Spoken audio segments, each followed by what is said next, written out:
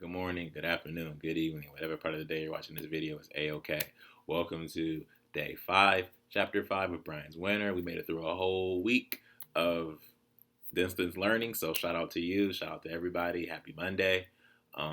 So quick shout outs before we get into chapter 5. First and foremost, just thank you for everybody who's been tuning in so far. Keep it up. Couple solo shout outs. I saw Brooklyn, saw you comment, welcome to the party. Sorry, option 1 didn't win. There's a couple more votes for option 2.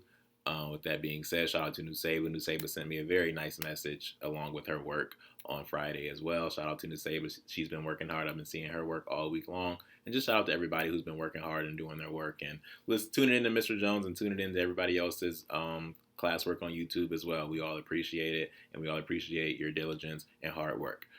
So before we get into chapter 5, I want to quickly talk about chapter 4. So we know where we're going. So in chapter 4, we know how Brian basically had to get his whole life together. He had to figure out how he was going to be a better hunter in the winter, figure out how he was going to protect himself better, figure out how he was going to survive better in the winter. He had to get it. He had to basically make a new coat out of the rabbit hides. He had to make an entirely new arrow for his bow and arrow so that he could kill bigger animals, and he had to make his shelter stronger, and he did all those things. So now we're going to see how those things are going to work out for him. So apparently he has new and improved weapons, he has a new and improved house, he has new and improved winter clothing. So now we're going to see moving forward how that works out for him in chapter 5. So without further ado, let's go. Chapter 5. Had it upside down. Oops.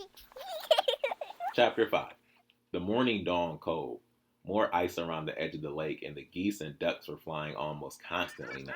And after he rekindled the fire, Brian went to work at once on the rabbit skins. He folded the rectangle over on itself with the fur on the inside and sewed up the sides, leaving 2 holes about 6 inches across at the top on each side. Then cut a hole large enough for his head in the fold and pulled the whole thing down over his head, sticking his arms through the holes as he did so. It made a perfect vest. Well, he thought, looking down at himself, maybe not perfect. It actually looked pretty tacky, with bits of dried flesh still stuck to the hides here and there and the crude lacing. But it was warm, very warm, and within moments he was sweating and realized that it was more than he needed and had to take it off. He set it aside and was about to get back to work on the arrows. He still had to fletch them, put feathers on the shafts, when he remembered the wolves. He trotted up to mark his boundary stump and came around the corner rear of the stump and stopped dead. Facing him was a wolf, a big male, his head covered with fresh blood. He was holding a large piece of meat with the bone in the center in his mouth, and he didn't growl or look at Brian with anything but mild curiosity. They stood that way, Brian with no weapon and nothing in his mind but peeing on a stump, and the wolf holding the meat, and then the wolf turned and trotted off to the left and was gone. But he had come from the right, Brian thought, somewhere to the right, and as he watched, another wolf came from the right with another piece of meat, though slightly smaller, and trotted off easily to the left, following the first one. And Brian was alone. He stood waiting, and when no more wolves came, he relaxed his shoulders, which had been straining, and thought of what he had just seen. They must have been the wolves that had sung the night before just as he went to sleep. They had hunted well, and he smiled, thinking how they must feel, how he felt when it went well, and turned into his stump and when he thought again. They had been carrying meat, fresh meat. He did not know what kind it was, but it must have been a large animal, maybe a deer, and they seemed to be done with it. Maybe there's something left of the kill, he thought. If I can find it, maybe there's something left I can use. He started off the way the wolves had come, but stopped again, thought a moment, then trotted back to camp and got his knife and hatchet and fire-hardened spear. Knowing the woods as he did, he knew there was a chance that he would not be the only thing looking at the wolves' kill. He started back up in the direction the wolves had come from, and hadn't gone 100 yards when he came to it. It had been a deer, a young doe. There were dozens around, and Brian had thought of hunting them, but his weapons were light, and it was hard to get close to them. So he settled for rabbits and fish and fool birds. She had been the crash he had heard in the night when the wolves had howled, and he stopped before the kill to read the sign. The doe was on the near side of a small clearing. She must have run out of the far side with the wolves nearly on her, and they had caught her and held her while they tore her at her to kill her. She must have thrashed around a good deal because the grass was bloody across 30 or so feet and the ground was torn up. But they'd taken her down. Brian could see her tracks where they come into the clearing, and where the dirt was torn, he could see the wolf tracks, and he closed his eyes for a moment and imagined what it had been like. The deer running through the bush, the wolves gaining, then setting their feet in her and dragging her and back down. He shook his head and came back to reality. Most of her was gone. They had started at the rear, pulling and eating, and had taken both back legs off and up into the guts, as well as chewing at the neck. All that was really left was the head and neck and front shoulders and tattered bits of hide.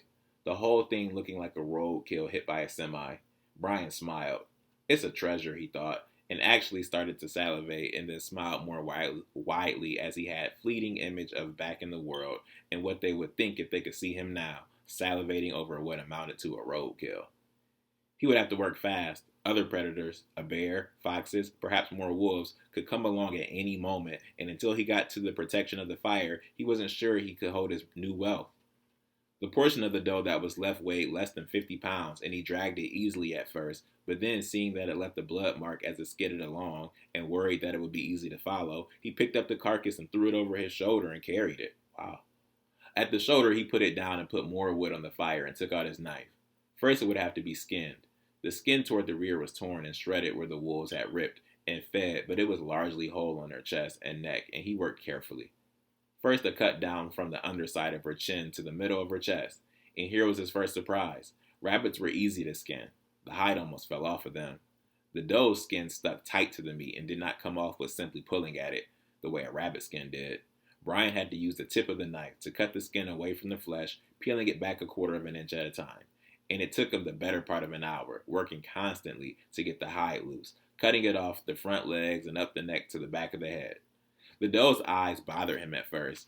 They were large and brown and open and seemed to be watching him as he turned and cut and pulled, and he apologized for what had happened to her, what he was doing to her.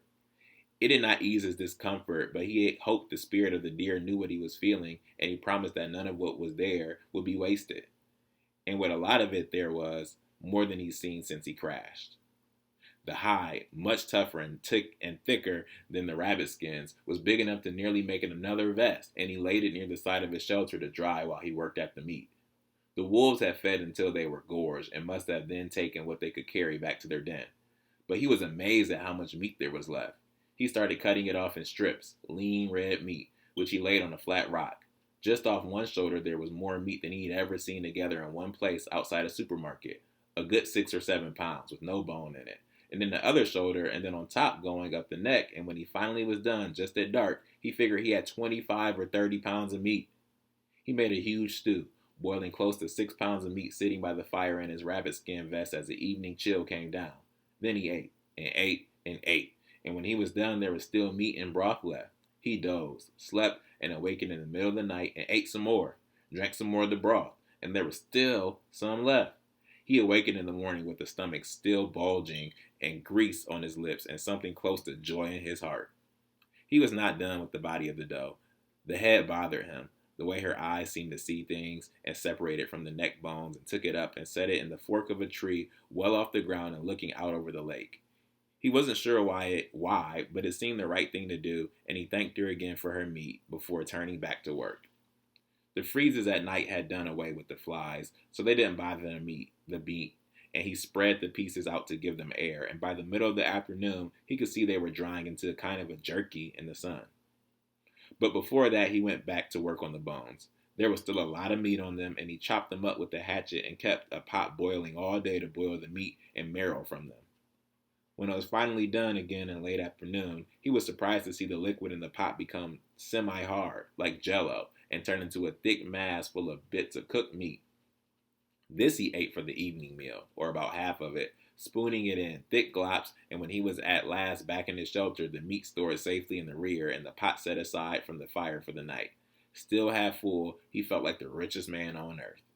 It was very hard to concentrate on working. Everything in him wanted to sleep now. He'd never been so full, and the shelter was warm and snug, and all he really wanted to do was close his eyes and sleep and end the day.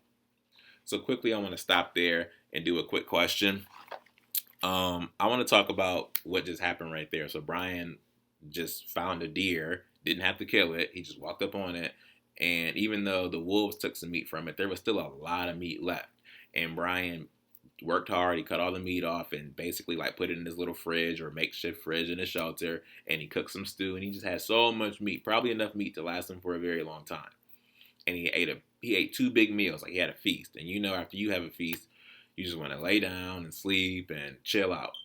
And that's exactly what Brian wanted to do. But for some reason, he said, I can't do that. Why? I want you to answer, why couldn't Brian stop and take a rest? Why couldn't he eat? I mean, he had enough food to last him for a couple of days. Why did he need to go work? Or why did he need to go find more food? Why couldn't Brian just chill out until his food ran out?